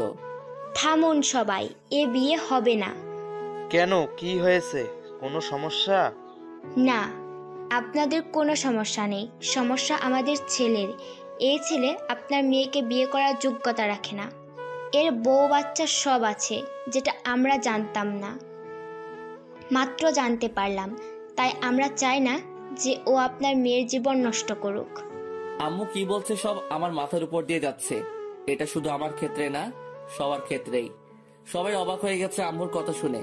সবচেয়ে বেশি অবাক হয়েছে অনেক, কারণ ও ভাবতে পারিনি এভাবে ওর মুখোশটা সবার সামনে আম্মু এভাবে খুলে দিবে। এটা দেখে আমিও অবাকের চরম পর্যায়ে আছি। চাচা এসে অনেকের সামনে দাঁড়ালো আর ঠাস ঠাস ঠাস ঠাস করে কয়েকটা চর বসালো অনেকের গালে। জানোয়ার, এই জন্যই তোকে এত আদর যত্ন করে লালন পালন করেছিলাম। তোকে আমার ছেলে বলে পরিচয় দিতে ঘৃণা হচ্ছে। অনেক চোরে ধরা পড়ে যাওয়ার পর মুহূর্তে যেরকম মুখ করে সেইভাবেই দাঁড়িয়ে আছে। সৌরভ এসে আমাকে জিজ্ঞাসা করতে লাগলো যে, কি রে ভাই, কি হলো? হঠাৎ করে পুরো খেলাটাই তো উল্টে গেল অনেকের। আমিও সেটাই ভাবছি। এইদিকে মেয়েটির বাবা বিয়ে ভেঙে যাওয়ায় মাথায় হাত দিয়ে বসে পড়েছেন। তিনি যেন হাফ ছেড়ে বাঁচলেন। এরকম একটা ছেলের কাছে নিজের মেয়েকে তুলে দিতে গিয়েছিলেন। মেয়েটি কান্না করছে বসে বসে। আম্মু আঙ্কেলের কাছে গেলেন। দেখুন, যা হয়েছে ভালোই হয়েছে। আপনি এগুলো শোনার পর কখনো আপনার মেয়েকে ওর মতো ছেলের হাতে তুলে দিতে পারেন না। আর আমি একজন মেয়ে হয়ে আরেকজন মেয়ের সর্বনাশ হতে দিতে পারি না। হ্যাঁ ভাইজান, আমার ছেলের চেয়ে 1000 গুণ ভালো ছেলে পাবেন আপনার মেয়ের জন্য। তাই দুঃখ করবেন না, আপনি কষ্ট পাবেন না। কষ্ট তো আমাদের পাওয়ার কথা, এরকম একটা ছেলেকে জন্ম দেওয়ার অপরাধে। বিয়ে বাড়িটা যেন একটা মরা বাড়িতে রূপ নিয়েছে। সবাই চুপচাপ, কেউ কানে কানে ফিসফিস করছে। আঙ্কেলকে আমি আর সৌরভ সান্ত্বনা দিতে লাগলাম, কিন্তু উনি কিভাবে সমাজে মুখ দেখাবেন আর কেউ ওনার মেয়েকে বিয়ে করবে সেটা নিয়ে হাই হতাশ করছেন। আঙ্কেল, আপনি এমন করবেন না। দেখুন, যা হয়েছে তাতে আপনারই ভালো হয়েছে। আঙ্কেল, আপনার মেয়ের জন্য অনেক ভালো পাত্র পাবেন, তাই চিন্তা করবেন না।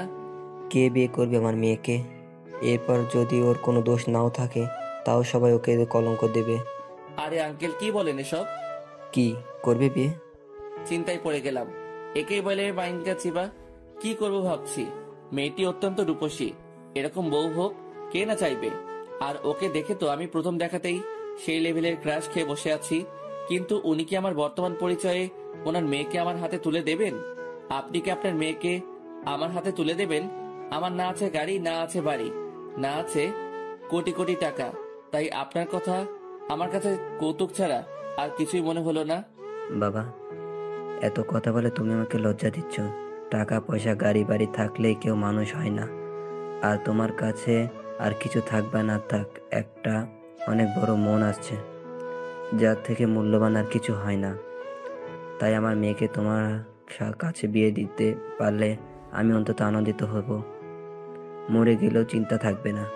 আপনি ইয়ার কি করছেন কি আঙ্কেল? আসলে আপনার মেয়ের সাথে আমাকে বিয়ে দিবেন? তুমি রাজি থাকলে এক্ষুনি এই মুহূর্তে। কি রে সৌরভ, কি বলিস? দোস্ত, আমার কিছু বলার নাই, তোর ইচ্ছাই আমার ইচ্ছা।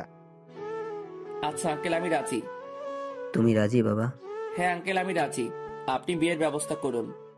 বাবা, তোমার হাতে আমার মেয়েকে তুলে দিতে পারলে সৌভাগ্য আমার।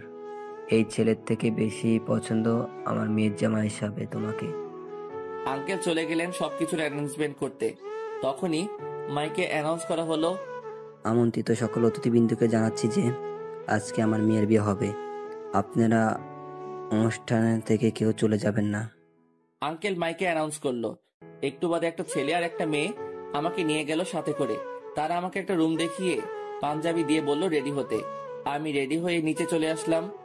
3 তলা বাড়িটা অনেক বাংলা ছবি আর স্টার জলসা জি বাংলা নাটকের বাড়িগুলোর মতো। বাড়ির ভিতরে সবাই চলে এসেছে।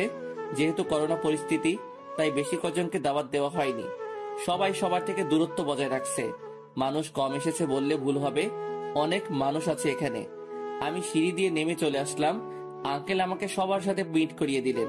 সবাই আমাকে সাদরে গ্রহণ করলো, কিন্তু তবুও একটা জিনিস আমার মনে খটকা লাগছে যে আমি তো রাজি, কিন্তু যাকে বিয়ে করতে চলেছি সে রাজি কিনা সেটাই জানা হয়নি। তাই আঙ্কেলকে ডাকলাম।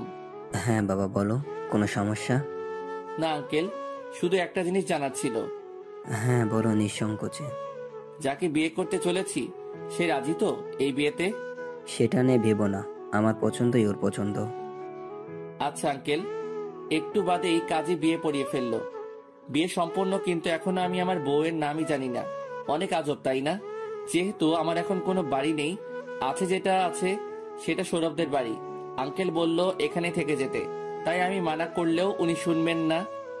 আমি আন্টি এবং আঙ্কেলকে ফোন দিয়ে সবটা বললাম। উনি আমার বিয়ের কথা শুনে অবাক হলেও অনেক খুশি হয়েছেন, কিন্তু একটু রাগও করেছেন বটে, না জানিয়ে করার জন্য। কিন্তু আমি কি করতে পারি? এখানে আমি নিজেই এখনো ভাবছি কি থেকে কি হয়ে গেল। আর আমার বাবা মা পরিবার কেউ জানতে পারলো না যে আমি বিয়ে করেছি। আর জানলেই বা কি, তারা তো পারলে আমাকে ছোটবেলায় মেরেই দিত। তারা আবার আমার বাবা মা নাকি? ঘন্টাখানেক আগেও আমি অবিবাহিত ব্যাচেলর ছিলাম, কিন্তু এখন বিবাহিত। সৌরভকে রুমে শুতে পাঠিয়ে দিল আঙ্কেল। শুতে যাওয়ার আগে বলে গেল, দোস্ত, তোকে বিড়াল টিড়াল মারতে বলবো না, শুধু এটুকু বলবো মেয়েটার হয়তো তোকে মেনে নিতে কষ্ট হবে, কিন্তু আমি জানি যে ও তোর মতো মানুষকে ভালো না বেসে পারবে না। একদিন না একদিন তোর কাছে ধরা দিবেই। দোয়া রইল আজকের জন্য। এরকম বন্ধু পাওয়া ভাগ্যের ব্যাপার, সবার কপালে এমন বন্ধু জোটে না। আমি এখন ছাদে বসে আছি, ভাবছি বাসর ঘরে যাব কি যাব না। ব্যাপারটা কেমন জানো না, বিয়ে হতে চলেছিল একজনের সাথে, বাসর হবে আরেকজনের সাথে, আর আমিও বাসর ঘরে ঢোকার সাহস পাচ্ছি না। ভালোবেসেছিলাম তোমাকে নিজের সবটা দিয়ে, কখনো কোনো কিছুর কমতি অনুভব হতে দেইনি। যখন যা চেয়েছে তাই দিয়েছি, কিন্তু ওর ভালোবাসাটা আমার জন্য ছিল না, ছিল টাকার জন্য। আসলে টাকাই সব। এই জন্যই বোধ হয় গ্রিকরা বলে যে money is the second god in this world, মানে টাকাই পৃথিবীতে দ্বিতীয় ঈশ্বর। আজব শোনালেও এটাই সত্য। টাকা থাকলেই সব পাওয়া যায়। এসব আকাশ পাতাল ভাবতে ভাবতে হঠাৎ অনুভব করলাম গায়ে পানি পড়ছে। চারিদিকে তাকিয়ে বুঝতে পারলাম হালকা বৃষ্টি হচ্ছে। এখানে বসে থাকলে ভিজে যাব, আর ভিজলেই জ্বর আসবে, যেটা আমি একদম চাই না। তাই অনেক চিন্তা ভাবনা করে মনকে নানা কিছু বুঝিয়ে বাসর ঘরে ঢুকে পড়লাম। দরজা খোলাই ছিল, ভেতরটা অন্ধকার, জানালা খোলা, তাই হালকা বাতাস আসছে ভেতর থেকে। আমি রুমের লাইটটা জ্বালালাম। রুমের ভেতর কাউকে দেখতে পেলাম না। মেয়েটা গেল কোথায়? রুমে নেই তো কোথায় গেছে? আমি রুমে খুঁজতে লাগলাম, কিন্তু পেলাম না। হঠাৎ বারান্দা থেকে আওয়াজ পেলাম, আমি কোন জিনিসটা না যে নিচে বা শোকেজে চিপাই খুঁজে পাবেন। আওয়াজটা সেই মেয়ের, থুক্কু, আমার বউয়ের। আমি বারান্দায় গেলাম, গিয়ে দেখলাম বারান্দায় দাঁড়িয়ে বাইরের দিকে তাকিয়ে আছেন। আমার বউ এখানে কি করছেন? ভিজে যাবেন তো, বৃষ্টি তো বেড়ে গেছে, ভেতরে চলে আসুন। আপনি যান, আমি আসছি। আমি সেখানে দাঁড়িয়ে রইলাম। বাইরের থেকে আলো এসে মেয়েটির মুখে লাগছে। বৃষ্টির পানির ফোঁটাগুলো মুক্তার মতো চিকচিক করছিল। মেয়েটিকে দেখেছে প্রথম দেখাতে আমি প্রেমে পড়ে গেছিলাম, তাই আমি চাইবো যে সারা জীবন সবটা ভালোবাসা দিয়ে আগলে রাখতে। কিন্তু এই সৌন্দর্য আর চাকচিকের ভেতরেও একটা জিনিস স্পষ্ট লক্ষ্য করলাম, যে মেয়েটির মুখটা মলিন হয়ে রয়েছে, মানে কোনো কারণে হয়তো মন খারাপ। এটাই স্বাভাবিক আজকের ঘটনার পরিপ্রেক্ষিতে, কিন্তু ওকে মন খারাপ করে থাকতে দেওয়া যাবে না। তাই ভাবলাম কিছু করা যাক। এই যে আপনার নামটা জানি কি? মেয়েটি চোখ বড় বড় করে তাকালো আমার দিকে। আপনি আমাকে বিয়ে করেছেন আর আমার নাম জানেন না? না তো। আসলেই জানেন না? না। আমার দিকে কতক্ষণ চেয়ে রইল, তারপর হা হা হা করে মুক্তা জোড়া হাসি দিল। আপনি হাসছেন কেন? আমি কি এমন বললাম? আমি হয়তো প্রথম মেয়ে যার বর বাসুরাতে তার নাম জিজ্ঞেস করেছে। ও আচ্ছা, জানি না, তাই তো জিজ্ঞাসা করছি। আমার নাম জান্নাতুল ফিহা, ঠিক আপনার মতোই। মানে? কিছু না, আপনার সাথে আমার কিছু কথা আছে। হ্যাঁ বলুন, কি বলতে চান? দেখুন, আপনাকে আমার মেনে নিতে কিছুটা সময় লাগবেই। প্লিজ আমার ওপর জোর খাটানোর চেষ্টা করবেন না। এইটুকুই? হ্যাঁ। আচ্ছা, আপনি এখন আমার স্ত্রী। আপনার ইচ্ছার বিরুদ্ধে আমি কোনোদিন আপনার কাছে যাব না, তাই নিশ্চিন্তে থাকতে পারেন। আমি জানতাম আপনি মানুষ, তাই মানা করবেন না। ধন্যবাদ। আমি আমার জন্য কিছু সাধারণ কাপড় চোপড় আনিয়ে নিয়েছিলাম আঙ্কেলকে বলে। পাঞ্জাবি খুলে সেগুলো পরে নিলাম। জান্নাত বারান্দায় দাঁড়িয়ে রইল। আমি একবার ডাক দিলাম এবং ভিজতে মানা করলাম, কিন্তু আমার কথা না শুনে ভিজতে লাগলো। আমার আর কি বলার থাকতে পারে এখানে। একটা বালিশ নিয়ে সোফাতে শুয়ে পড়লাম। কিছুক্ষণের ভেতর চোখ বন্ধ হয়ে এলো, মানে ঘুমিয়ে পড়লাম। কিন্তু ঘুমটা বেশিক্ষণ স্থায়ী হলো না, কারণ একটা পড়ার শব্দে ঘুম ভেঙে গেল। চোখ মেলে চেয়ে দেখলাম খাটের সাইডে রাখা কাচের শোপিসটা পড়ে গেছে। আমি স্পষ্ট কারো গোঙানির আওয়াজ শুনতে পেলাম। সোফা থেকে উঠে গেলাম দেখার জন্য। বিছানাতে জান্নাতকে দেখতে পেলাম, জান্নাতি গোঙাচ্ছে। আমি বুঝতে পারলাম কিছু একটা সমস্যা হয়েছে, তাই ওর কপালে হাত দিলাম দেখার জন্য, কিন্তু কপালে হাত দিলাম না, গরম উনুনে, সেটা বুঝতে পারলাম না। জান্নাতের শরীর আগুনের মতো গরম হয়ে রয়েছে, মানে জ্বর এসেছে। বৃষ্টিতে ভেজার ফলেই জ্বর এসেছে। এখন আমি কি করব সেটা ভাবছি। এত রাতে ডাক্তার পাবো কোথায়? আর আমি তো তেমন কিছু জানিও না যে জ্বর এলে কি করতে হয়। শুধু মাকে দেখেছিলাম কাপড় ভিজিয়ে মাথায় পট্টি দিতে। আমিও সেটাই করলাম। একটা বাটিতে করে একটু পানি আনলাম, পকেট থেকে রুমালটা বের করে ওর মাথায় জল পট্টি দিতে লাগলাম, কিন্তু ওর জ্বর কিছুতেই কমছিল না। আমি অনেক ভয় পেয়ে গেলাম, ওর কিছু হয়ে যাবে না তো। সৌরভকে ফোন দিলাম, কয়েকবার রিং দিলাম, কিন্তু ধরলো না, হয়তো ঘুমিয়ে আছে। আবার দিলাম, এবার ধরলো। ওকে সবটা খুলে বললাম।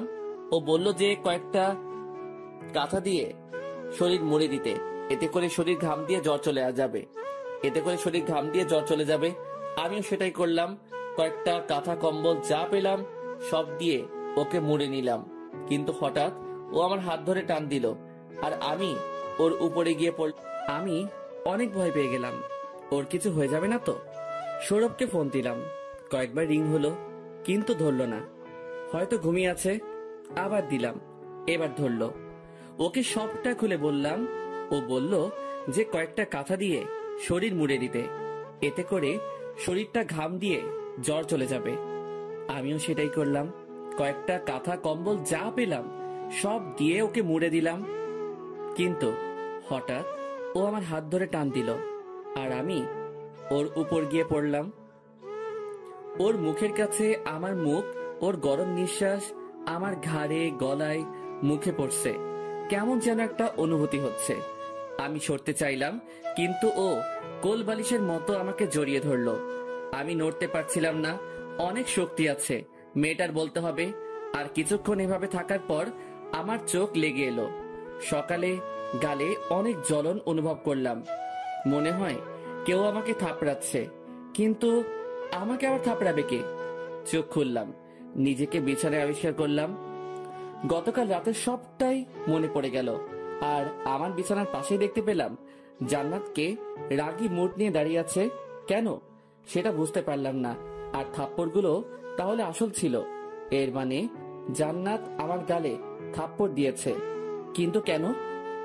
এই ছোট লোকের বাচ্চা, তোকে এত অনুরোধ করে বললাম যে আমার একটু সময় দরকার নিজেকে গুছিয়ে নিতে, কিন্তু তোর সহ্য হলো না। জান্নাত কেন এমন করেছে সেটা ভাবতে পারছি না। আমি তো কোনো অন্যায় করিনি, তাহলে হঠাৎ এমন করছে কেন? ওর কান্না দেখে আমার খারাপ লাগছে, কিন্তু আমি তো ওর কোনো ক্ষতি করিনি, না ধর্ষণ বা এরকম কিছু করার চেষ্টাও করিনি। তাহলে ও এমন বলছে কেন? ও আমাকে ভুল বুঝছে না তো? জান্নাত, আপনি শুনুন, আপনি যা ভাবছেন সেটা ভুল। কি ভুল? হ্যাঁ, ঠাস ঠাস আমার সাথে বিছানায় শুয়েছিলি সেটা ভুল, আমাকে জড়িয়ে ধরেছিলি সেটা ভুল। আরে আপনি থাক, আমি আর কিচ্ছু শুনতে চাই না। যা করার তো করেছেন, আপনাকে আর কি বলবো, আপনি তো আমার স্বামী। এই বলে জান্নাত বেরিয়ে গেল। ওয়াশরুমে আমি বসে আছি, গাধা বনে গেছি এই ব্যবহারে। হঠাৎ মুচকি হাসতে হাসতে খুব জোরে শব্দ করে হাসতে লাগলাম। ছাদে চলে গেলাম। হাসতে হাসতে এক পর্যায়ে শব্দ করে কান্না করে দিলাম। ছেলেদের কান্না খুব বিদঘুটে দেখায়, চোখ দিয়ে অশ্রু ঝরতে লাগলো। আমি কি কুফা? নিজেই নিজেকে প্রশ্ন করলাম। বাড়ি থেকে মিথ্যা অপবাদে বিতাড়িত হলাম, এখন নিজের স্ত্রীর সাথে কিছু না করে ধর্ষক হয়ে গেলাম। আসলেই আমি কুফা। ভালো কাজ করতে গেলেও খারাপ হয়ে যাই, কিন্তু তাই বলে কি আমি খারাপ হয়ে যাব? না, আমি বদলাবো না। আমি আমার এই সত্তাকে ভালোবাসি। ভুল সবাই করে, সেটা একদিন তারা বুঝতে পারবে, কিন্তু যেন খুব দেরি না হয়ে যায়। চোখ মুখ মুছে নিচে নেমে এলাম। ডাইনিং টেবিলে যাওয়ার জন্য কাজের বুয়া ডেকে গেল। জান্নাত ফ্রেশ হয়ে নিচে চলে গেছে, আমাকে ডাকেনি পর্যন্ত। নিচে গেলাম, ডাইনিং প্লেসে সৌরভ, জান্নাত আর আঙ্কেল, সরি শ্বশুর মশাই বসে আছেন। সৌরভ, তোর খাওয়া শেষ হলে আমার সাথে চল, বাইরে যাব। কেন, খাবার খেয়ে যাবে না? আর কোথায় যাবে? না আঙ্কেল, আমি এখন খাবো না, বাইরে কিছু কাজ আছে তাই যাব। কিন্তু বা খেয়ে গেলে ভালো হতো না? না আঙ্কেল, কাজ আছে। আচ্ছা, তাহলে গাড়ি নিয়ে যাও। পরে খেয়ে নিবনি। সরি আঙ্কেল, আপনার সম্পত্তি, টাকা পয়সা এসবের ব্যবহার আমি করব না। আমার যা আছে আমি তাতেই খুশি আছি, এর থেকে বেশি কিছু আমি চাই না। না বাবা, আমার করছো কেন? তুমি আমার একমাত্র মেয়ের জামাই, তাই আমার এসবের মালিক তো তুমিও। হ্যাঁ, সেটা হতে পারে, কিন্তু সেটা আমার বউয়ের জন্যই থাক, ওর মানেই আমার। তাই ও যদি সবকিছু ব্যবহার করে তাতে আমার ব্যবহার করা হবে, খরচ করা হবে, কিন্তু আমি খুব শীঘ্রই আমার নিজের বাড়িতে ওকে নিয়ে যাব। ওর যা লাগবে আমি দেব। হ্যাঁ, হাসালে তুমি। জানো আমার মাসিক খরচ কত? আমার বাড়ির ড্রাইভারেরও সমান টাকা তুমি রোজগার করো কি? সেটা সময় বলবে, বাট এটা যদি অপমান হয়ে থাকে তাহলে এটা তোলা থাক। ভাববেন না আমি প্রতিশোধ নেব, আপনি নিজেই অনুতপ্ত হবেন। বাবা, তোমাদের মধ্যে কি কোনো ঝগড়া বা মনোমালিন্য হয়েছে? না আঙ্কেল, একটু সময়ের আর ভুল বোঝাবুঝির ব্যাপার না, সব ঠিক হয়ে যাবে। আপনি দুশ্চিন্তা করবেন না, সেটা সময় বলবে। সাব্বির, আমার খাওয়া শেষ, তুই কোথায় যাবি? চল। চল। আমি আর সৌরভ বেরিয়ে চললাম। হাঁটতে হাঁটতে যাচ্ছি, কারণ ভাড়া নেই। অনেকক্ষণ পরে ব্যাংকের এটিএম বুথ পেলাম, কার্ড নিয়ে এসেছিলাম, তাই কিছু টাকা বের করে নিলাম। একটা সিএনজি নিয়ে চললাম সৌরভদের বাড়িতে। সৌরভ আমাকে বলতে লাগলো, দোস্ত, টাকাগুলো তো গতকাল হারালি, এখন কি করবি? কি করব বল? আল্লাহ রিজিকে না রাখলে কি আর জোর করে বিজনেস করতে পারবো? ভাই, মন খারাপ করিস না, আল্লাহ নিশ্চয় তোর জন্য ভালো কিছু রাখছে, দেখিস। সেটাই যেন হয়। একটা জিনিস বুঝতে পারলাম না, জান্নাত ভাবি তোর সাথে এমন ব্যবহার কেন করলো? সৌরভকে গতকাল রাতে সবটা খুলে বললাম।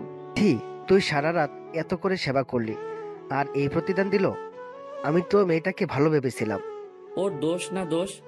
ওর দোষ না, দোষ আমার কপালের। তাই বলে তোকে থাপ্পড় দিল আর ধর্ষক বলল? ও কি জানতো না যে ওর জ্বর এসেছিল আর তুই সারা রাত ওর সেবা করেছিস? বাদ দে না ভাই। আরে না, আমি ভাবিকে বলে দিব সবটা। আমি চাই না কেউ আবার তোকে খারাপ ভাবুক, অন্তত এবার না। এরই মধ্যে সিএনজি সৌরভদের বাড়িতে চলে এসেছে। আমি আর সৌরভ নেমে বাড়িতে ঢুকলাম, কিন্তু ওকে এসব আঙ্কেল আন্টিকে বলতে নিষেধ করলাম। বাড়িতে পৌঁছে আমি আন্টিকে সারপ্রাইজ দিলাম। তোর সাথে কথা নাই। এ মা, আমি কি করলাম? তুই বিয়ে করলি আর আমাদের জানালি না বিয়ের আগে? আমার বিয়ে হবে আমি জানতাম না, তুমি জানবে কিভাবে? মানে? আন্টিকে সবটা খুলে বললাম। কাল রাতের আর সকালের ঘটনা বাদে আন্টি সবটা শুনে অবাক হলেও খুশি হয়েছেন, আর মা আর বাকিদের কথা শুনে রীতিমতো খুশি হয়েছেন যে অনেক ধরা পড়ে গেছে। তাহলে এখন সবাই তোকে আর চরিত্রহীন ভাববে না? জানিস সাব্বির, একটা কথা আছে যে ধর্মের কল বাতাসে নড়ে, সেটাই হয়েছে। আন্টি, বাট আমার বউটা কিন্তু হেব্বি কিউট। ও মা, তাই নাকি? তাহলে তো দেখতে হচ্ছে। তোমার কাছে নিয়ে আসবনি একদিন। আচ্ছা। ও, একটা কথা বলতে ভুলে গেছি, তোর নামে একটা ব্যাগ দিয়ে গেছে কে জানো? কি বললে, ব্যাগ? তাও আবার আমার নামে? আমার জানা মতে এরকম কেউ তো নেই যে আমাকে ব্যাগ দিয়ে যাবে। কে হতে পারে? কে জানো, আমি কি করে বলবো? কোথায় ব্যাগটি? ওই তো ওখানে রাখা আছে, দেখ কি আছে ভেতরে। আমি ভাবতে লাগলাম কে আমাকে ব্যাগ দিয়ে গেল আর কেন। ব্যাগটার কাছে গেলাম, ব্যাগটা আর অন্য কোনো ব্যাগ না, এটা সেই ব্যাগ যেটাতে করে আমি টাকা নিয়ে গেছিলাম বাড়িটা কিনতে। কিন্তু এটা তো ছিনতাইকারীরা নিয়ে গেছিল, কিন্তু এখানে এলো কি করে? আমি সৌরভের দিকে তাকাচ্ছিলাম আর সৌরভ আমার দিকে। ব্যাগটা দেখে আমার পাশাপাশি সৌরভ ও অবাক হয়েছে বললে ভুল হবে, অবাকের চরম পর্যায়ে আছে। আমি ব্যাগটা খুললাম, ভেতরে সব টাকা ছিল, যেমনটা ছিল তেমনই, আর একটা চিরকুট ছিল। সেটা হাতে নিলাম, দেখলাম কিছু লেখা আছে। চিরকুটে লেখা, প্রথমে দুঃখিত আপনার ব্যাগ ছিনতাই করার জন্য। হ্যাঁ, আপনি এখন হয়তো ভাবছেন যে আমি কে আর টাকাগুলো আপনার কাছে ফেরত গেল কিভাবে, তাই তো? হ্যাঁ, আমি আপনার ব্যাগ ছিনতাইকারীদের মধ্যে একজন। আমি আমার দলবল সহ ওই রাস্তা সহ গোটা শহরে ছিনতাই করি। ওই দিন আপনার টাকাও আমার দলের লোকেরা ছিনতাই করে নিয়ে আমার বাড়িতে চলে আসে। ওইখানে টাকা ভাগাভাগি হচ্ছিল, তখনই আমার মেয়ে চলে আসে সেখানে। একটা মাত্র মেয়ে, অনেক সাধনার ফল, অনেক ভালোবাসি ওকে। ওরা আপনার মানিব্যাগে নিয়ে এসেছিল, সেটাতে আপনার ছবি ছিল। সেটা নিয়ে আমার মেয়ে আমার কাছে এলো, এসে জিজ্ঞেস করলো যে আব্বু, ছবিটা তুমি কোথায় পেলে? আমি কি বলবো যে আমি চুরি করে এনেছি? আমি জিজ্ঞেস করলাম, কেন আম্মু? বলল, আব্বু মনে আছে আমাকে একটা গাড়ি ধাক্কা দিয়েছিল, তখন এই আঙ্কেলটা আমাকে ডাক্তার আঙ্কেলের কাছে নিয়ে গেছিল। ওর ওই কথা শুনে আমার দলের সবার টাকা গোনা বন্ধ হয়ে যায়। আমি দলের লিডার, কিন্তু আমার মেয়েকে ওরা আমার থেকেও বেশি ভালোবাসে। আচ্ছা মামুনি, তুমি যাও, আমি এই আঙ্কেলকে গিফট দিয়ে দেব, কেমন? আমার দলের সবাই সিদ্ধান্ত নিল যে আপনাকে টাকাটা ফিরিয়ে দেবে, কারণ যে আমার মেয়ের জীবন বাঁচিয়েছে তার জীবন আমরা কিভাবে নষ্ট করি। অনেক খোঁজে জানতে পারলাম আপনি এই বাসায় থাকেন, তাই এখানে ব্যাগটা দিয়ে গেলাম। আপনাকে হয়তো অনেক কষ্ট দিয়ে ফেলেছি, অজান্তে মাফ করে দিবেন। আর আমার মেয়েকে সেদিন বাঁচানোর জন্য আমি আজীবন আপনার কাছে চিরকৃতজ্ঞ থাকব। যে কোনো প্রয়োজনে আমাকে ডাকতে পারেন। নীতি, কৃতজ্ঞ চোর। আমি চিরকুটটা পড়ে সৌরভকে দিলাম, ও পড়লো পুরোটা। আমি একটা প্রফুল্ল হাসি দিলাম, একটা মেয়েকে বাঁচিয়েছিলাম একদিন, আজ তার পুরস্কার পেলাম। আসলে একটা কথা আছে, আপনি যদি কারো ভালো করেন তাহলে তার প্রতিদান কোনোদিন কোনোভাবে নিশ্চিত পাবেন। আজও তাহলে পৃথিবীতে মানুষ উপকারকারীর কৃতজ্ঞতা স্বীকার করে। সেটাই তো দেখছি। একটা কথা মনে রাখিস, তুই কারো ক্ষতি না করলে আল্লাহ তোর কোনো ক্ষতি হতে দিবে না। দেখছি তো তোর থেকে সরাসরি। কিরে, কি আছে ব্যাগে? কিরে, কি আছে ব্যাগে? আন্টিকে সবটা খুলে বললাম। আন্টি শুনে খুব খুশি হলো। সাব্বির, তাহলে আমাদের টেক্সটাইল মিল দেওয়া হবে আবার। বল। অবশ্যই। আন্টি এই খুশিতে জমজমাট খাওয়া দাওয়া হয়ে যাক। হ্যাঁ অবশ্যই। কি খাবি বল?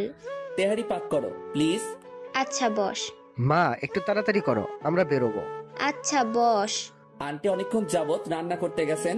সৌরভ আর আমি টিভিতে টম এন্ড জেরি দেখছি। আসলে বড় হলেও আমাদের বাচ্চা স্বভাব এখনো যায়নি। সময় পেলে আমরা কার্টুন দেখি। এইটা নিয়ে আম্মু আন্টি আমাদের অনেক খেপাতো। আম্মুর কথা মনে পড়তেই মনটা খারাপ হয়ে গেল।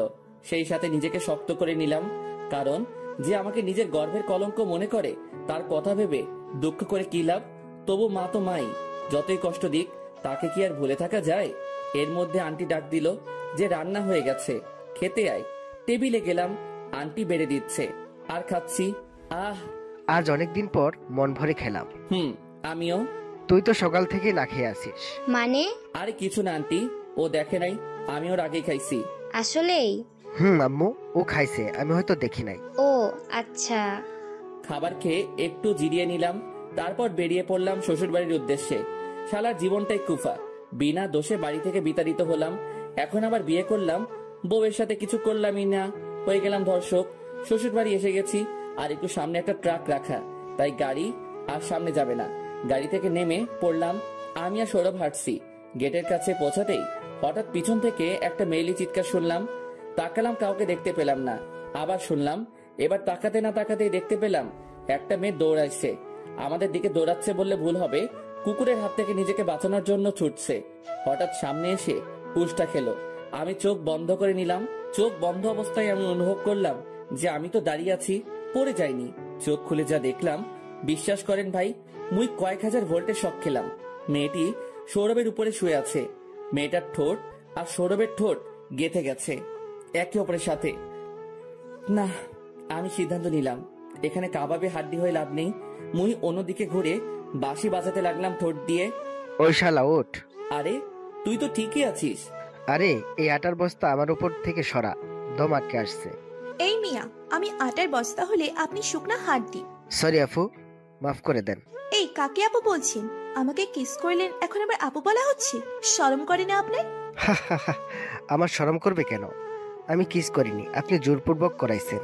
ওই থাম তুই, আর আপনিও থামুন। এই যে ভাইয়া, আপনি তো সবটা দেখেছেন, আপনি কিছু বলেন। আমি কি বলবো? এখানে যা হয়েছে সেটা বলেন। যা হওয়ার হয়েছে, সব আল্লাহর ইচ্ছা, কিন্তু ব্যাপারটা রোমান্টিক ছিল। তুই এখানে রোমান্টিকতা খুঁজে পাস? এভাবে দিন দুপুরে একটা ছেলের ইজ্জত লুটে নিল একটা মেয়ে, আর তুই দাঁড়িয়ে দাঁড়িয়ে দেখলি? মেয়েটা আর আমি সৌরভের ন্যাকা কান্না দেখে হাসতে হাসতে মাটিতে গড়াগড়ি খাচ্ছিলাম। আমি কোনো মতে উঠে দাঁড়ালাম। পেট ব্যথা হয়ে গেছে হাসতে হাসতে। মেয়েটি এখনো নিচেই গড়াগড়ি খাচ্ছে। ভাইয়া হাতটা দেন, একটু উঠে দাঁড়াই। সাব্বির, তুইও ওর সাথে যোগ দিলি? দাঁড়া, আমি এখনই 999-এ কল দিচ্ছি। আমি ভাবলাম মজা করছে, কিন্তু আসলেই কল দিল। আমাকে এখানে একটা মেয়ে ইজ্জত লুটের চেষ্টা করছে। ফোন কেটে গেল। টুট টুট টুট। সৌরভ 999 নাম্বারের গোষ্ঠী উদ্ধার করছে গালি দিয়ে। আচ্ছা দেখুন, যেহেতু ধাক্কাটা আপনি খেয়েছেন ওর সাথে, সেহেতু দোষটা কিন্তু আপনার। ধাক্কা তো আমি খেয়েছি। আচ্ছা, আই এম সরি। জান, মাফ করলাম। আমি আর সৌরভ গেট দিয়ে ঢুকলাম, পিছনে মেয়েটাও। আরে আপনি আবার পেছনে পেছনে আসছেন কেন? বললাম তো মাফ করে দিয়েছি। আরে আমি আমার বোনের বাসায় যাচ্ছি, আপনাদের পিছু নিচ্ছি না। মানে? এইটা আমার চাচার বাড়ি। ও আচ্ছা। কিন্তু আপনারা কারা, এখানে কি করছেন? ভেতরে গেলেই জানতে পারবেন। এই বলে আমি আর সৌরভ ভেতরে যাচ্ছি, পিছনে মেয়েটি। ভেতরে ঢুকতেই কাজের বুয়া আসলো। না, ব্যস্ত হবেন না। জামাই সাহেব মানে? হঠাৎ করে উপর থেকে আঙ্কেল বলে উঠলেন, এই তো মাত্র এলাম, কিন্তু ওনারা কারা? ও তোর দুলা ভাই। আমার দিকে ইশারা করে। জান্নাত আপুর হাজবেন্ড? হ্যাঁ। ও দুলা ভাই, সরি, আসলে আমি বিয়েতে ছিলাম না তো, তাই আপনাকে চিনতে পারিনি। কোন ব্যাপার? না এখন তো চিনেছেন। হ্যাঁ। জামাই বাবাজি। তুমি সকালে না খেয়ে চলে গেলে দুপুর পার হয়ে বিকেল হয়ে গেল। কিছু খাওয়া হয়েছে কি? জি আঙ্কেল, খেয়েছি আমি। জান্নাত খেয়েছে? না, খাইনি। কেন খাইনি সেটা জিজ্ঞেস করলাম, কিন্তু কিছুই বলল না। আচ্ছা বুঝলাম, বুয়া খাবার বেড়ে দেন জান্নাতের জন্য। চাচু আপু কই? উপরে আছে। ও আচ্ছা, আমি দেখে আসি। সাব্বির, আমি বাসায় চলে যাব। কেন? এমনি, রাতে আবার চলে আসবো নি। আচ্ছা যা, চলে আসিস। হাফসা উপরে গেল, সৌরভও গেল ওর পিছু।